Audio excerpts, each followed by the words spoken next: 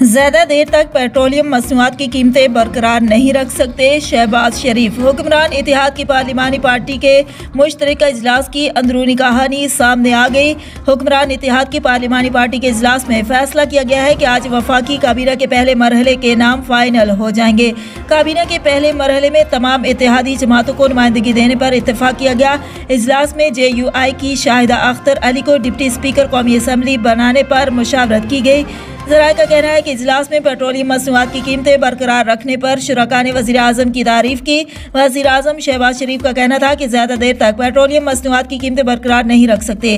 कीमतें बरकरार रखने से खजाने पर 36 अरब रुपए का बोझ पड़ा। वाज़ेह रहे कि वज़ीर आज़म ने पेट्रोलियम मसनूआत की कीमतों में इजाफे की समरी मुस्तरद कर दी थी। उनका कहना था कि आवाम पर मज़ीद बोझ नहीं डाल सकते हैं। हुकूमत पेट्रोलियम मसनूआत की कीमतें बरकरार रखकर बोझ खुद बर्दाश्त करेगी।